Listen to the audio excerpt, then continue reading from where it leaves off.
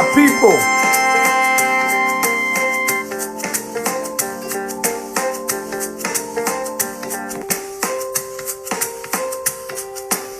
Today is another special day, man. We're back.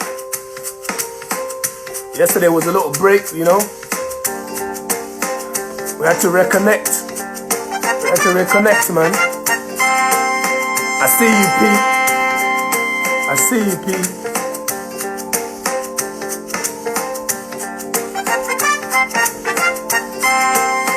Today we're finding out something special. It's a special conversation today. Guys, I get really excited because of like my intro song. Because you know someone makes you an intro song, you feel like, you know, you kind of made it.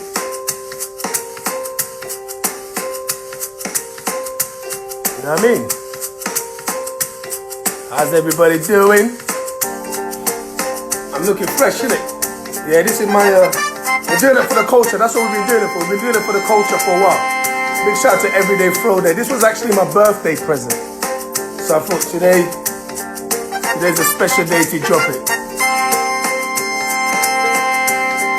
Aight, stop being a hater, man. This is what happens where it's not wise to have your friends around when you're trying to do serious work.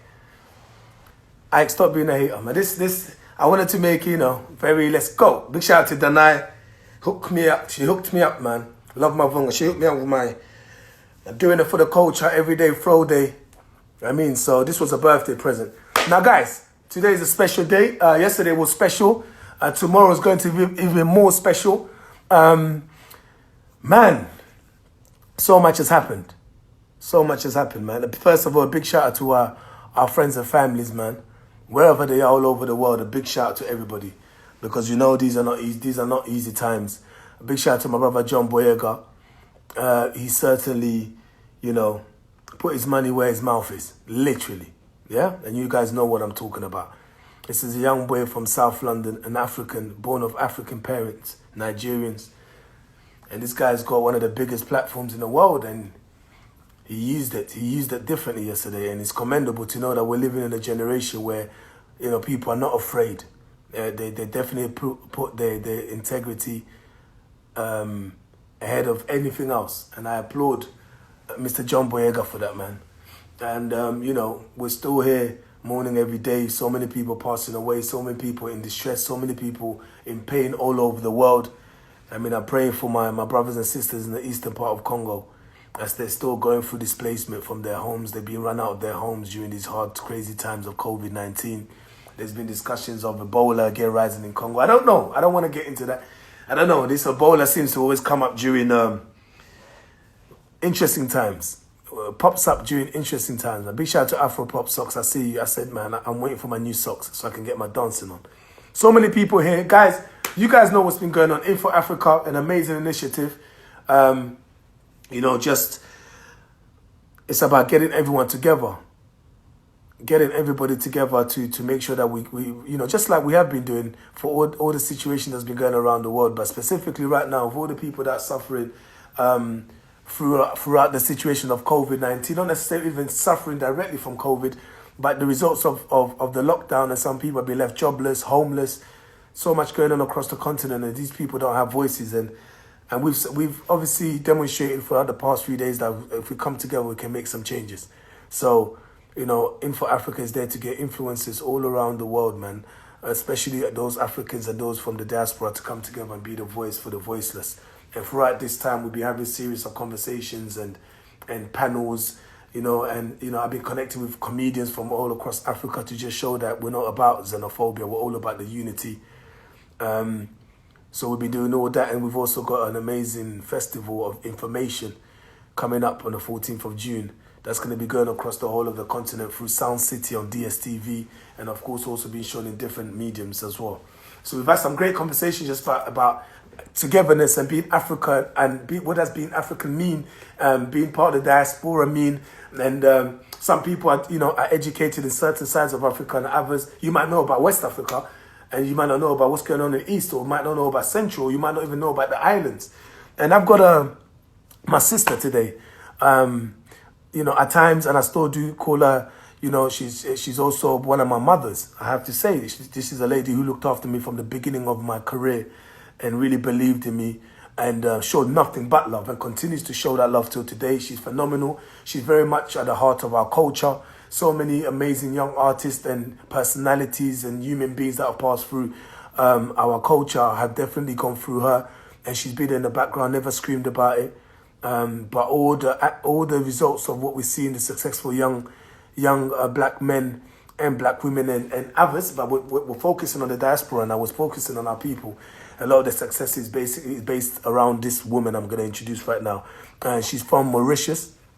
You know, we always have conversations about life. She pretty much knows what's going on in my life. She's known for she gets first-hand news of what's going on, and I get great advice from her.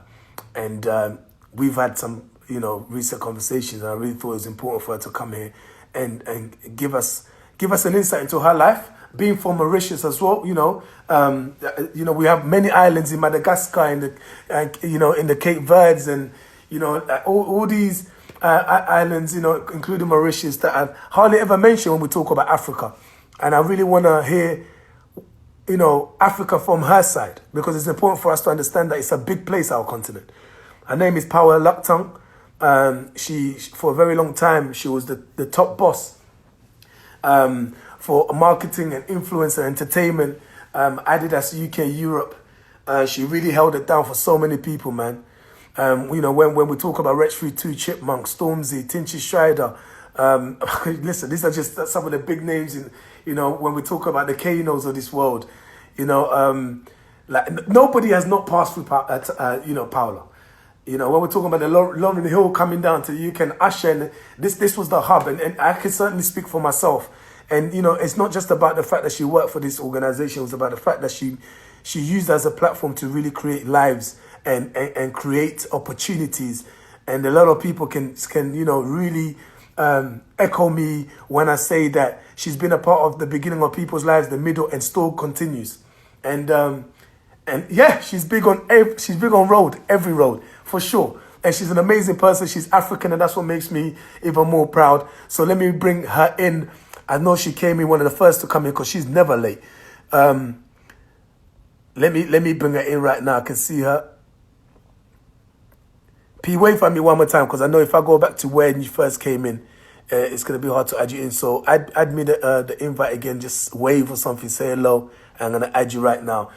Like, guys, this is a giant we're about to talk to right now and get insight on so many things and so many gems that connects us as diasporans. So I want you guys to really, really stay focused right now. Really understand what's about to happen. Okay, so P, bring yourself up again. Maybe she came back out. Big shout out to Pammy Lucktung, her sister, another great gem. This is family right here, man. And guys, look, questions and answers, man. It's open. You can ask questions. You can leave your comments. This is not a show we're putting together here. Thank you, Sade. Me, I'm trying, you know. Thank you. Me, I'm doing it for the culture. When you do it for the culture, you shine. That's just the rules. I never made those rules. You just literally shine. You know, big shout out to my brother Joseph. I see you. You've called me a couple of times. I've not had a chance to get back to you. I'm not blanking you. You know I never blank you, bro. Love you like cook food. But, you know, I'm trying to handle business on this side, my brother. You know how it gets. You know, thank you. Thank you, man. You know what? I'm just so proud of everybody. Like, we're living at special times where so many people are connecting on a level we've never seen, and we'll be able to tell our children this. And this is what makes it so great. Makes it so amazing. Let me make sure I find PP. Show yourself. Say hello. Again, type something so I can add you in. Because I know she came in earlier. You know how it is with technology, guys. A couple of times Instagram is trying to shut me out. Trying to lock me up from these convos. But I'm not giving up. We always come back in. Whenever it locks us out, we come back in because we know how it is, man. We know the reality. We know the reality of what it is. So just making sure that, you know, Paula is back. There she is. There she is. Fantastic. We thank God. Paula, Pete, you need to send me because I can't add you. I think you got some privacy thing going, so I can't add you. You have to literally request to talk to me because it says hide live video from Paula. That's the only option it's giving me. It's giving me the option to just hide the live video from me. P, you're too private, man. Even now you want to be private. Come on. So so there's a setting that's there that you need to take off, or you just need to add me because I can't actually invite you into this conversation. And I'm telling you guys, it's worth the wait. That's for sure. You know, of all the people that was hard, it's even hard to get her once she's even on the live. Big shout out to Dwayne. Do you know what's mad? This is how you know it's a real family, man. When the sister's out, the whole family's come out because, like, you ain't seeing Paula no live conversations at this school. I feel privileged that even though we've got her here, we're still struggling to actually get it on. Do you know how wild that is? That is actually wild. So I'm gonna make sure we get it in for the second though. Let me give a big shout out to a few people. Let me give a big shout out, man. There's a few people in here, man. ABC Fit Forever. I see you. Keep it moving. Big shout out to Shade. I see you, man. Emmanuel, I see you. Carly Brown. My brother Phil, I see you. As a Congolese brother, was I taught my own history? That's a great question, Joseph. No. First of all, I spent the first 8-9 years of my life in Congo. And, you know, we're a Belgian colony. We speak French in Congo. That's our colonial language. And they were not talking to us about no history. I don't remember that at all. The history from when I was young anyway, I just know that even speaking to my parents now, it was just more about, you know, the French history. Everything was just centered around France. And even growing up in this country, no. The only time you had to do was having conversation with your parents and they'll mention certain things. I know that when Mobutu, the former dictator, you know, long-standing president, took over, he really wanted to focus on being African and the focus on that. And that's using the African names and, you know, even like he literally was all about that. And, you know, so I guess there was some sort of touch and pride in that angle. But we never learned about Lumumba in school. Definitely didn't learn about Lumumba here. Thank God for technology. You know, we had access to start watching stuff and just having conversation. But yeah, man, that was literally the vibe. Never learned about no Lumumba. I'm telling you, man. No, not in terms of like, I mean, the funny thing is, in terms of me now learning for myself, this is what I'm getting into, learning about the Kingdom of Congo, you know, spanning all the way through to Gabon, you know, our neighbors, the Republic of Congo, you know, Togo connected to as well, Central African Republic, all that was the Kingdom of Congo. We had one of the longest lasting kingdom, one of the strongest kingdoms, you know, and but I guess greed, from what I know, greed is what really broke us down. Actually putting the fortunes of the West, the visitors from the West that came in, putting their fortunes ahead of our own. So that was one of the things I know that broke us down, and it still continues to break us down right now. You know, here we go. So we're gonna. I know she's gonna come up with some explanation. You know what, Ed? I don't know what happened, but here she's coming. Paula Lapton, special woman. Pete. Talk to me. See, even when you're about to go live, you still put your stuff on private. Can you hear me? I can hear you. Can you? Oh, okay. As long as you can hear me. I tried on the laptop. I don't know what was going on there. But yeah, I know. I didn't realize my account was private. I wasn't paying attention. Sorry. And it's all right. I said to the guys, even when we've got it here, she's still hard to get. Can you imagine? I've been listening. And what an intro. Thank you so much. That was an amazing intro. I'm keeping it. You know, we haven't got enough time to have long intros, but I just tried to, you know, cram in as much as I could. Here's the thing, right? You creep up, and I'm going to say this for everyone to hear. You do this thing where you call me, and I know a lot of people can relate to this because you do it to others, I'm sure. You'd call me and then talk to him about what I've been up to, and I don't realize that you've been watching what I've been up to. You do that a lot. I want to let you know now because you do that a lot. You've been doing it throughout the last how many years? We first met around 2007 or the end of 2006, if I stand corrected. And yeah. all these years, that's what you do. You creep up and you go, well done on this, or I've been on this, or you turn up at an event, and I'm like, what are you doing there? That's your thing.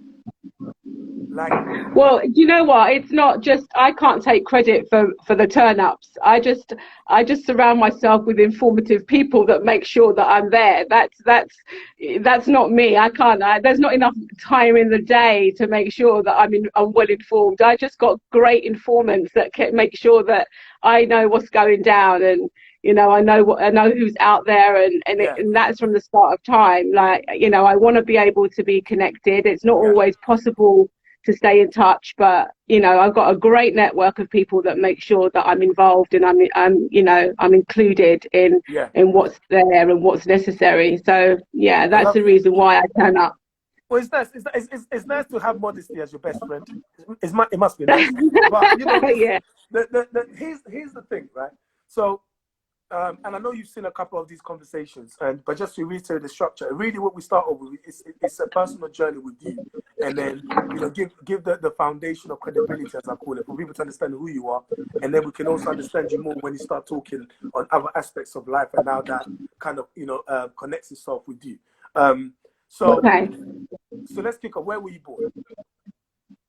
I was born in Mauritius, 1972 baby, and I was born in Mauritius, born to Mauritian parents, Chinese, effectively on both sides, Chinese mixed heritage. Both forefathers were Chinese boat seamen that came to the island and then married into the island with islanders.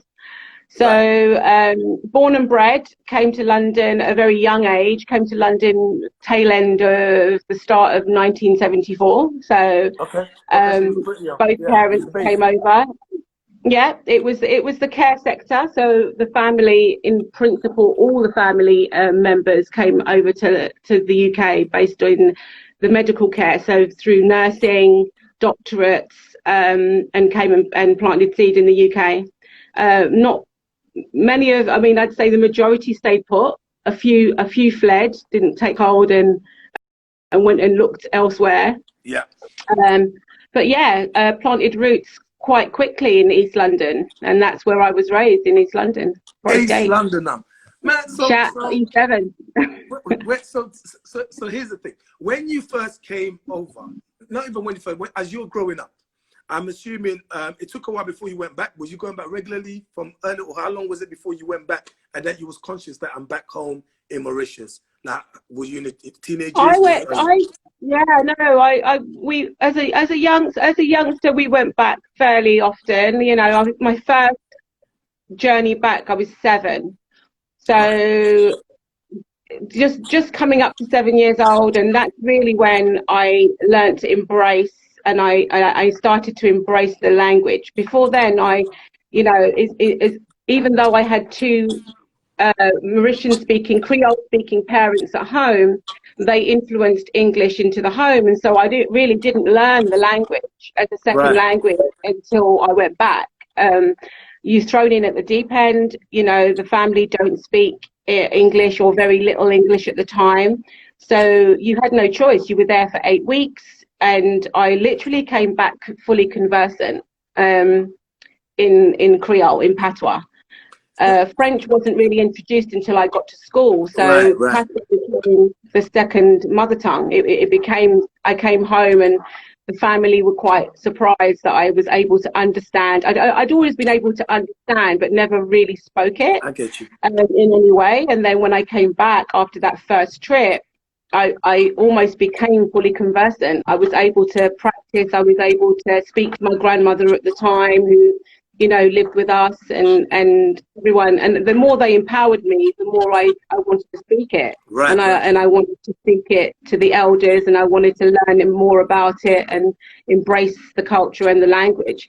But before then, I think you don't realize it's an evolving culture. You just know what you live in. You live in your home. You know that there's a second language. You embrace it. You know that your extended family, but you never really embrace the culture until that first trip home. So here's the thing, right? When you're going back and forth, let's just say, for argument's sake, so you're now in the UK, but you've been going home, and you are understanding your culture more and more. People are asking you or speaking to you about where you're from. So people go, you're from, you know, you say you're from Mauritius. Were there people who asked you more questions about where you was from here in the UK, as in, like, where is Mauritius? Like, you know, because look, some people Oh go God, to yeah. yeah. So what was Actually, what was that conversation like? growing up was it was a weird place because Mauritius wasn't even on the map. You couldn't open a book when I was at school and show Mauritius on the map. It wasn't even it was a word, or in some cases they'd missed it out. You know, you'd look in the atlases of school, you go into the school and you try and point out where Mauritius was on the map, and you couldn't find it. It wasn't. You drowned in the Indian Ocean. Playground banter used to be, I made it up. You know, I made up where I was from, and the confusion. If we're going to speak on topic of cultural aspects of current affairs, is that in terms of race, I couldn't actually identify. It was hard to identify where I fit in, because it was insistent in terms of I look Oriental. I speak patois. So when you've got, you're speaking to our street was very community driven, and Dominicans were prevalent on the road that I grew up. Right. And you'd see, my parents spoke to the Dominican parents on the road, and they spoke the same language, and it threw people off, a million times over. Because it was like, how is this happening? Because I got, name any country, from Filipino to Malaysian to Thai to any other country. I went for everything with you. I'm like, they're not. Yeah, any other country but Mauritius. Yeah, I mean, I'm 48. I'm 48. I've probably had 3 people straight off the cuff guess where I'm from in my whole lifetime, because they just don't get it. They don't understand where it is. I mean, Mauritius wasn't really on. It became the Hollywood, the honeymoon destination. Yeah. In the late 80s, I guess, all the game shows started putting Mauritius on the map, and it kind of then became this thing that, oh, now we get it. Now we know where you're from. But before then, identifying what that was, especially in the school playground, was quite difficult.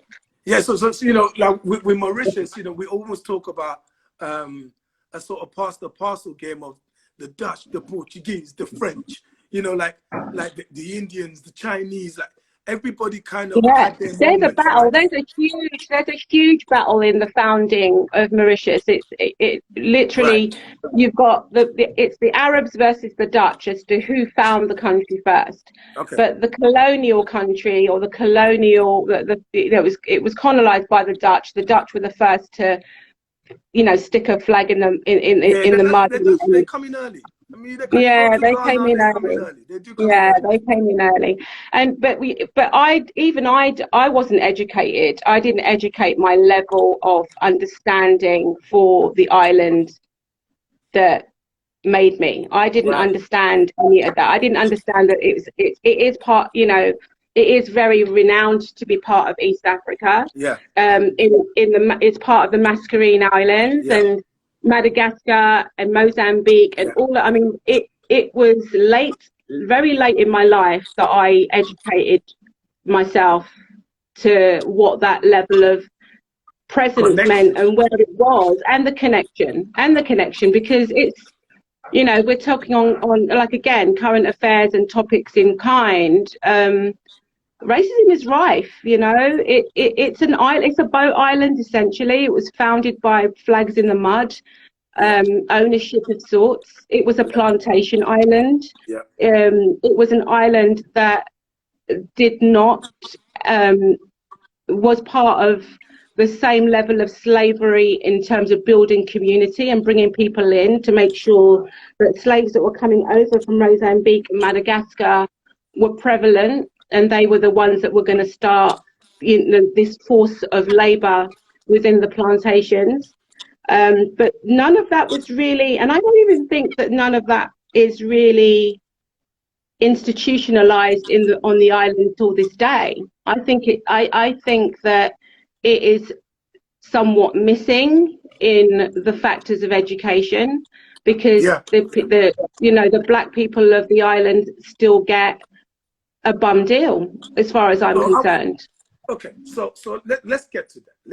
Let's slowly get to. A big shout out to Jasmine. It's only today Jasmine saying to me that she's Mauritian. I didn't know. I just thought Kenya was where we was looking at.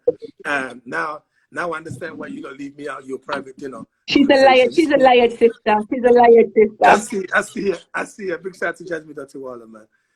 She's been doing her thing. Holding us down. I see you, Jack. My peeps are really coming out today. I love it. Oh no, everyone's here. Dwayne's here. Pam's here. Like Pam's, like, you know, she's left little just somewhere in the convo. Here's the thing, Pete. I really, and this is why these conversations, particularly for me, I can't speak for everybody else. These lives why I set it up was because I'm learning about our culture more and more. I love traveling across the continent. What I didn't tell you was this April, I was meant to host a wedding in Mauritius. That would have been my first time in Mauritius. So that absolutely finished me. I think it's been moved now to like October. But every time I go to, I'm destined to go to a new place in Africa, it warms my heart. Because I'm like, that's another piece of me that I get to find out about. That's just, you know, because when I'm out here talking about Africa, I'm not saying I'm talking about Congo. Or I'm talking about Kenya. I'm talking about Africa. And that's everywhere, as much as I can. Yeah. Because we're constantly, you know, and that's why this is called the faces of Africa. Because it has different faces. And you have to be able to pull out those faces when you're breaking out such a conversation. So you mentioned totally. You mentioned something. You said, you know, you mentioned something about the black people of the island still get, you know, still get that treatment, a certain treatment. But also, as you was growing up, before we get to that, and you said, you know, you found out more and more about the attachment of Mauritius to all the other islands and, you know, it being part of East Africa. What did you feel? Did you feel African? Did you have these African conversations about the fact that you were African? It's very important to break down those experiences. And I wanted to tell me why. No, I didn't. I think that we were in a space, I mean, obviously parental guidance, and we lived in our immediate family is multifaceted. Yep. You know, we're Roman Catholic by religion, but then when we went home, the mix and blend of welcoming that we received, having parted ways, and we're now visitors. We're back home to visit. So my first taste of heritage was so multifaceted in every shape or form. For, you know, the aunties, the uncles, the extended cousins, it came from, you know, I went to Chinese temples, I went to Indian mosques, I went to, you know, Creole weddings, I went to Sega dancing. It was so contained within our own immediate community, but it was all so multifaceted that I didn't question who was what. I just saw me as being Mauritian. But then when you go to school and, you know, my daughter's having the same, you know, she's having the same problems now. It's okay, but define yourself as a Mauritian. What is that? You look Chinese, you've got a slight darker skin tone, you know, you speak Creole, your cousins are every shade of brown, you know. What is Mauritian? Because then, you know, I had to convince people that I was Mauritian because all they knew were Indian Mauritians, or, you know, or you know, they knew Creole Mauritians, but we as Mauritians only saw us as Mauritians. But outside of our community, it was questioned. It was questioned as to how can you call yourself Mauritian? So I had to allow myself to identify myself and grew up calling myself Chinese Mauritian because that's what I associated myself for, because that's how I look, right? So, but the history of the island is also embedded in us because, you know, the bloodlines are diluted. Yep. The food and culture is somewhat everything. You know, I had to educate my peer group and my friendship groups by just inviting them to my house, just inviting them to mummy's kitchen and saying, we don't just cook chow mein, you know. We don't just cook chow mein. We cook dal puri. We cook roti. We cook, you know, there is such a plethora of cuisine and culture that's embedded in us that when I say I'm Mauritian, That's all I believe myself to be. There are elements of culture. There's Creole. There's you know, there's black. Let's not get it twisted. Creole is black, Oh yeah, right? facts. So Facts. Indian, Chinese, Creole, all of those cultural mixes and dilution, because it is diluted, is within what we represent. So when you But talk, yeah, when no, when please, going back to Mauritius over time, and yeah, as going back as a teenager, so say take the childhood blinkers off and going back as a teenager, yeah, you're open to much, much more. You're open to the vision of what you see in front of you. You understand the difference between class. You understand that, you know, the Chinese heritage is prevalent and privileged. And you see that, you know, where your Creole family and your Creole community still welcomed, still wanting and able from our side, but it's a different life. You know, it's a different life. It's rich man, poor man. yeah, yeah, yeah. You know, it's rich man, poor man. There's no definitive middle road.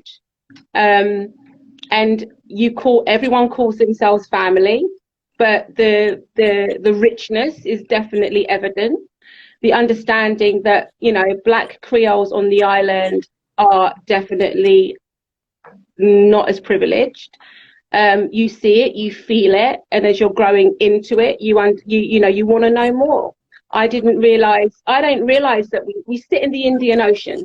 So you immediately, and the majority of you know, stats will show you that Indian, you know, Hindus are the majority on the island. Yeah. But then you have the east of Africa, and the Mascarene Island connotations and the people of the island, and you understand that East African influence is definitely there. Whether or not they have been given premise and whether or not they're respected in the way that they should be, is still questionable for me as a grown-up. It's still questionable for me to understand the roots and respect the roots of change. I mean, you know, there are racial wars all over that island. You know, the 1999 saw one of the biggest outcries of racism war towards the Creole, that made headlines everywhere. You know. Do you know what, P? I respect your openness to dialogue about this situation, because even as you're talking, reading, the first comment that Jasmine made was the problem with being from a variety of places that you fit in everywhere and nowhere. Communities are reluctant to accept us because we are always other. But she also says, being diluted, I love, but in 2020 means none of those communities want you, as you are not totally one of the others. I'm just floating like a foster child. Now, like, see, here's the thing, right? Because when people talk about, for example, in East Africa, they talk about Somalians, Eritreans, you know, people from Djibouti and Ethiopia. And there's this thing of, you know, we growing up and a lot of people kind of say, well, they're not real Africans. Because of, you know, of their features, right? And then there's, oh, they're mixed with Arabs. And then it becomes this whole thing. I had a conversation with my Somalian brother, Omar, who was one of the first of this series. And the fact of the matter is, it becomes about color, one thing, about race, how you look, but then it also about culture. So it's like you're almost torn on what you speak on first and what you defend. If you grow up as an African, you ask yourself, have you grown up, like, for example, if someone asks me, I've grown up as African, have I grown up as an African culturally, or have I grown up as an African in terms of what I look like? And the majority of the people in Africa look like me, so therefore, I feel like I've grown up as an African, what I look like. But I've still grown up in that same space that we've all shared, that we all belong to, that your mum and dad can even talk deeper on this subject in terms of them being African, than you even more. Like, how does that make you feel when it now becomes about, okay, they look at you and they go, well, yeah, you know, Mauritius is in Africa, yeah, but we know about the mixes that are in there, and you talk about the Creoles, they have more rights to speak about Mauritius than you do. Where do you sit on that? I think I've always been at the forefront of my conversation. So I always feel like an educator when it comes to Mauritius. I don't feel like I don't feel like I've ever been surrounded, and I probably need to do that more.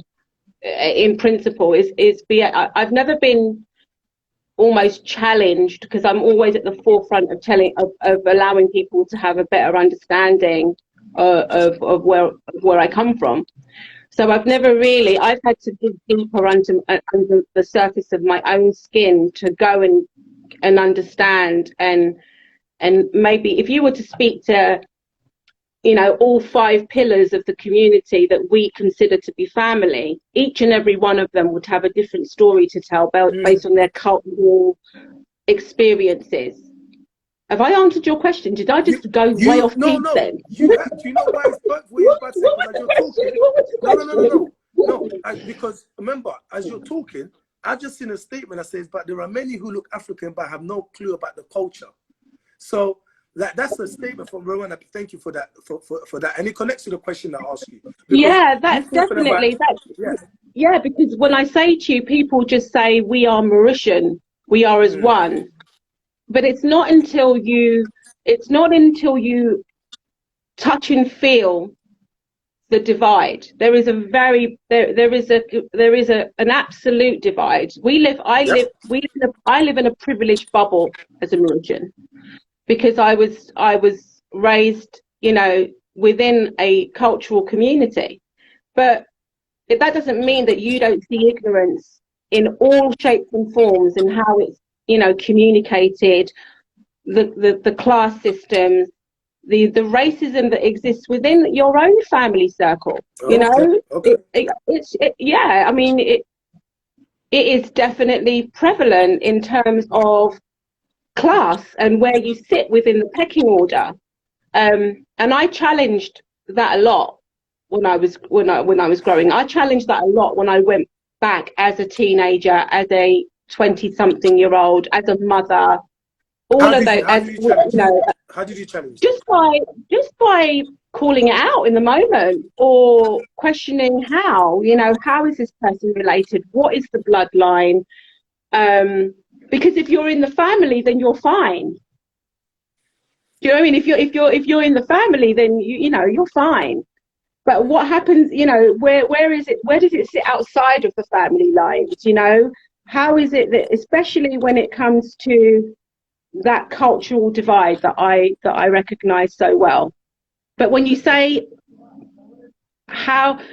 me classing myself as a Mauritian now as an adult, a grown ass adult, it's a very difficult. It's a very different playing field for me, because I'm not only educating the ignorant, I'm also educating my children.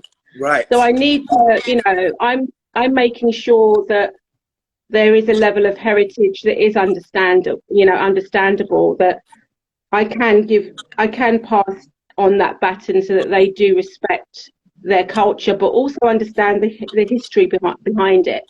Because we did live, we lived in our own little bubble for a long time, and I didn't really, you just get on with it, don't you? You just get on with it, and you don't feel like you need to instill the excess of what your culture represents. But I really would love for them to know more, to see more, and to experience more, so that they can respect the culture from all aspects of it.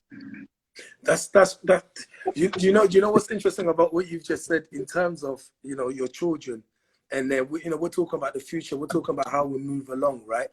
Like, so let's look at your years, your beautiful years and stressful, working within the compound of Adidas, okay, as an organization, but also as a culture of so many people just passing through.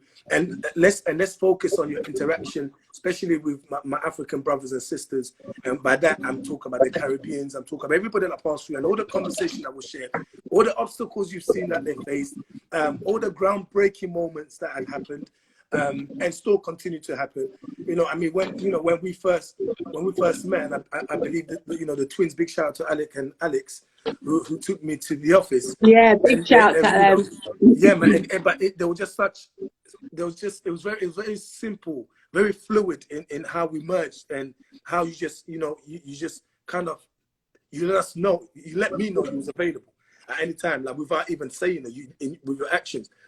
But during that time, could you really connect with some of the issues, these, you know, let's say, how do I put it? Obviously Black and obviously African young men and female were going through during that time, and the obstacles that we're facing, and how did you connect with that, even through your parents and the conversation you would have, and, you know, the Dominicans you connected with?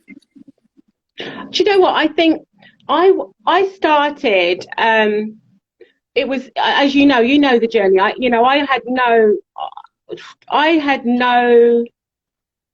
I wasn't into, Adidas wasn't my passion job. It wasn't something that I leapt for. I sat in a seat. It was strictly by fluke. I was a 6-week temp, and I ended up being there just over 17 plus years. It was never a plan. Yeah. But the one thing that kept me there as I evolved in my role was the people. You know, I was given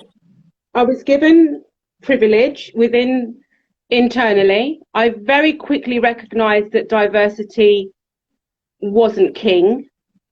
When I started, I was really the only person of color. Crazy. On any level of ethnicity. I wasn't surrounded by diversity. I was out of my comfort zone.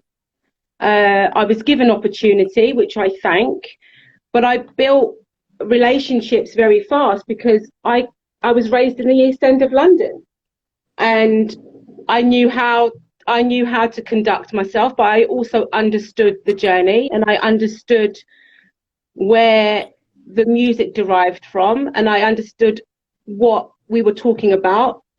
Working class, young, talented kids, without being derogatory, that were coming in to express themselves, and at every opportunity that we could at the time, I learned quick on my feet to know that this was not just lip service. I wasn't just there to pack a box and hand over a cute pair of sneaks. I was there to make change in some kind of way. But the culture embraced me as well as I embraced it, because we spoke the same language. Yeah. And for every person that walked through that door that I connected with, through purpose, there was an end game, because we needed to feel each other. It wasn't just about, it wasn't done with a fickle heart. It was done because I wanted them to win. I wanted them to win, and by them winning meant I won too. That if I be honest, it was for every win that somebody else had in their journey, I was winning too internally. There was battles galore, Eddie. We ain't got enough time in an hour to talk about battles. No, we have part two. That's okay. We have part. We have part two. So that's okay. Yeah, that's yeah. Okay. There were battles at dawn. I call it guns at dawn. But I think I was able to nurture a seat that allowed me to first be respected internally, and that was that's something I taught many a person that worked or chose to work with me, was that you need to network internally first. You need to make sure that people respect you as a human being, and that they're able to take you on a journey with them. And once you gain that level of respect, you're able to call the shots in some way, and you're able to make decisions. Dean, I need you to hold this for a second. Hold that thought there. This is the question I've got for you. This is personal for me, but I know so many people would want an answer to this. Speaking to Eugene the other day, he mentioned one thing. What led him into politics was the fact that he realized where he grew up, Roadwater Farm. He said, wait, hold on. There's so many talented and smart and intelligent people who are as intelligent as anybody that I've ever met, but they don't have the same opportunities when it gets to a certain level in life because of where they've been placed. where they're born out of and what they look like. And that really pushed him to make a change. You've gone into this place, this establishment, and you've made it clear, you said at the beginning that you was pretty much the only person of color at the time, which is crazy, because to think how many people have come. Like when we think about it, I can't see past color. Yo. Yeah, I'm talking to the UK. I'm talking UK specifically. London office. Yeah. 100% UK. We're talking about UK, and that's UK is very, very significant now. Let's be real, okay? Yeah, absolutely. So this is why I say modesty is your best friend, because you always downplay a little bit, just a tiny bit what you've done, but that's why we're here. Yeah, that's why people like me here. Now here's the question: for those who are in a position where they think, especially during these times now, and they're thinking, where do we go? How do we move forward? I've now woken up. How do I make a change where I am? Whether I work for a corporate bank, or whether I work for fishmongers at the butchers, or whether I work as a receptionist, whether I'm a football player, like where do I begin to make those changes internally? Because that's a process that you had to go through. I think and again, none of this was thought through. I didn't have a strategic plan, but what I will say is that you need to make yourself accountable. If you are in a position where any position counts, any position counts, but you have to want to win for yourself, and you have to want to open doors for others. I built my own HR system in regards to who I wanted to work and and what placements I was going to give. That's crazy. I created my own intern process because, one, we needed help. Yep. We didn't have enough headcount, and two, we wanted to give this bubble that we lived in and we worked in as a dream team, because that's what they used to call us. We wanted to give people a first-hand level of experience as to what this meant, because the department you weren't able to actually explain what we were doing. We were just doing, every day growing, every day changing the status quo internally. And so I would say that when you are in a position, you need to take it upon yourself to be fearless and make change. Be fearless to make that change, to be inclusive. I think some of us sit in a seat and we choose to sit in it without being inclusive. I had nearly, I'd say, well over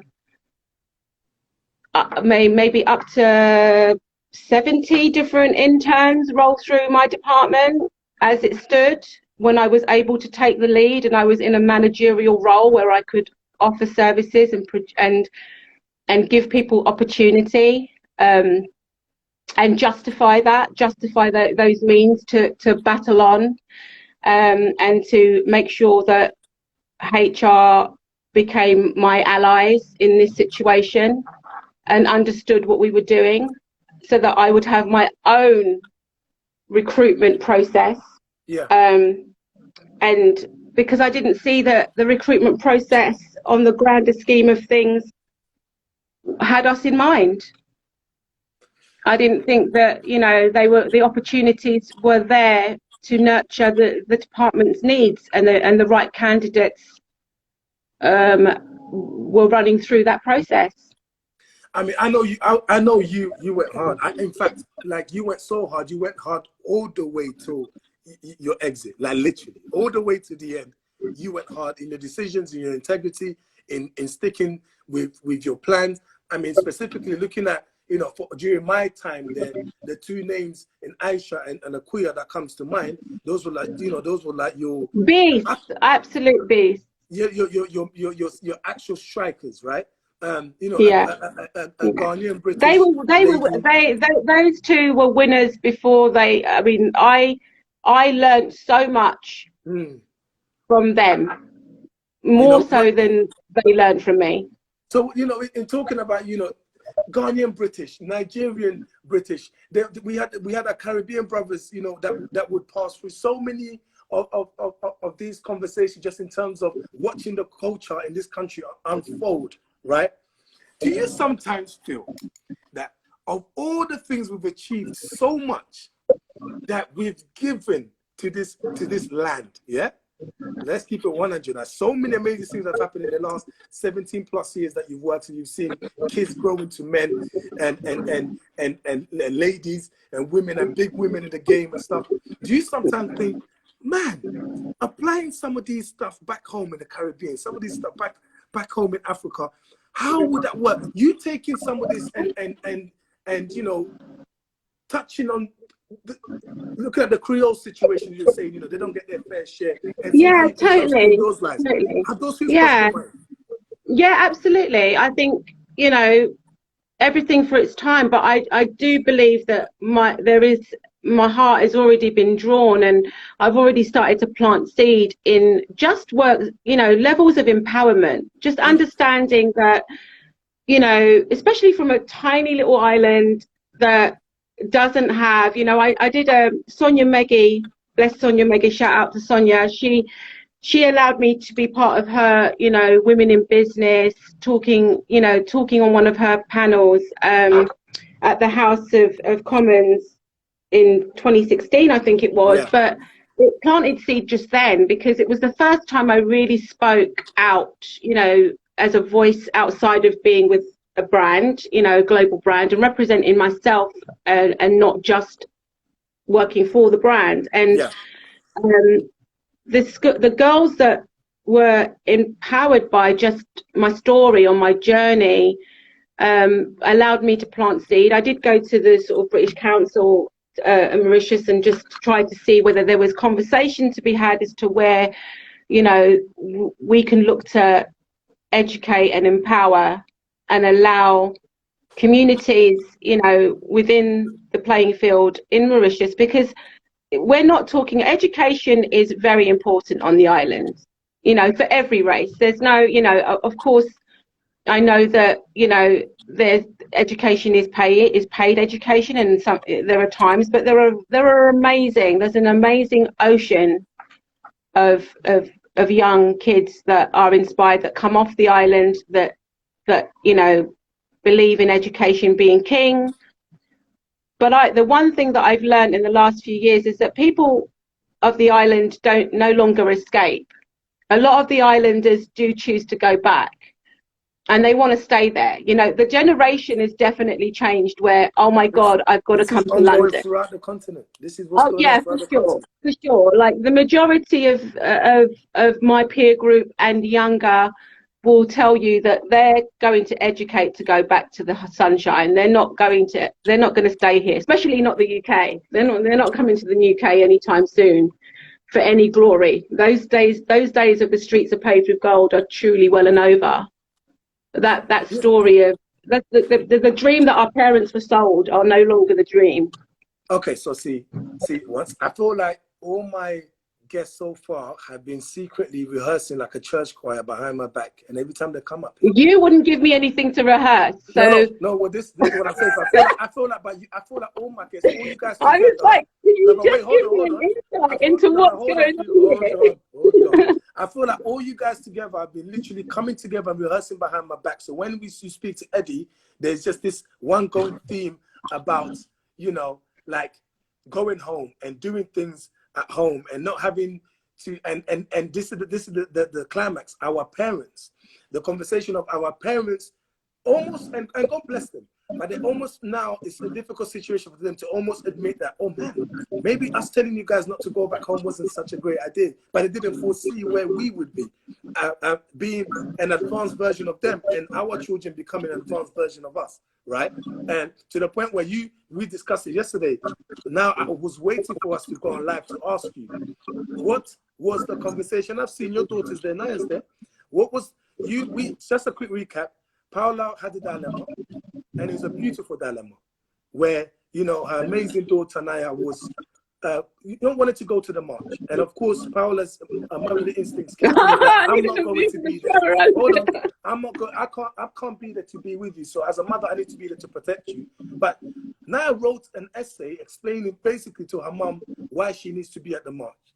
What was your final conclusion with that, and why? My conclusion was that she stay safe and she stay at home. I drew in the village. I drew in the village helped me. The village helped me make my mind up.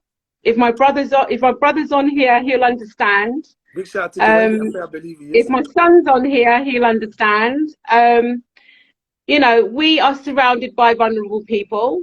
Yeah. We want to see our immediate family. Yeah. I wanted her to be forceful in her voice, but I said that there are ways in which she can do that. Out there isn't safe, and I wanted her to stay safe.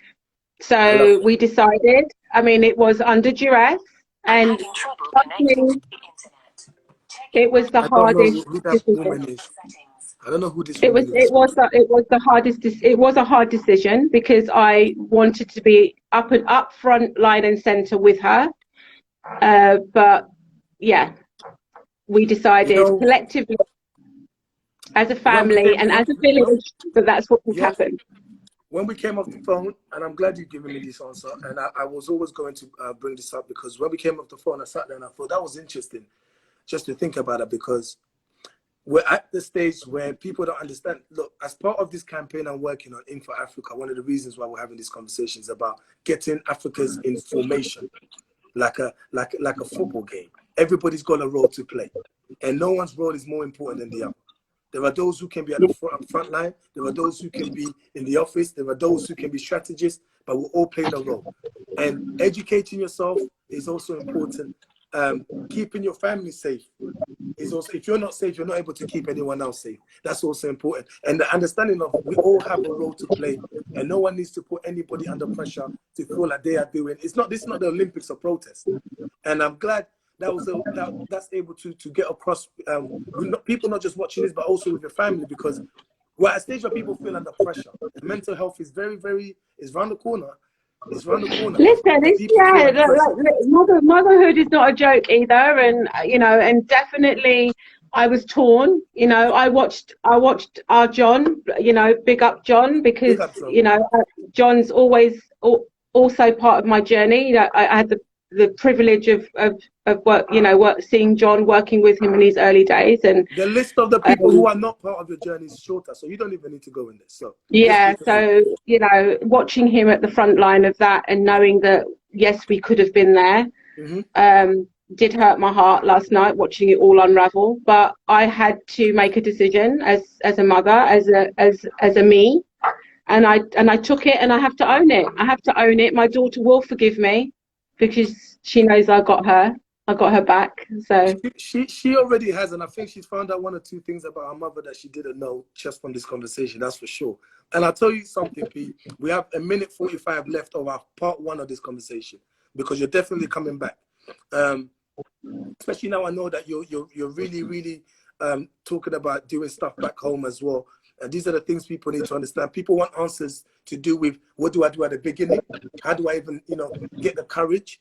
But more importantly, I just want to say, with a minute left, guys, that this woman here is special. And I told her this in private, and I say in public, she's special because she put herself behind the scenes and allowed all of us to shine. But what she didn't realize is that in us all shining, it's us screaming your name every single time we're on stage, every single time we're breaking deals, every single time we're out there marching like a John Boyega.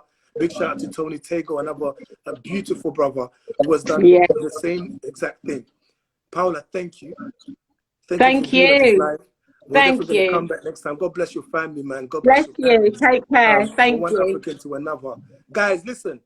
We're going to come back. I'm coming back tomorrow with an amazing person. I can't say who she is. You're going to see, if you're following, go on my page and see what I've been doing with the comedians across Africa as well. This has been Paola Lockdown, an absolute enigma, a pioneer in the game. She will be back, I promise you guys, because this conversation is not done. Thank you for everyone that's participated. Take care. Bye-bye. On the other side. Peace. Bye-bye.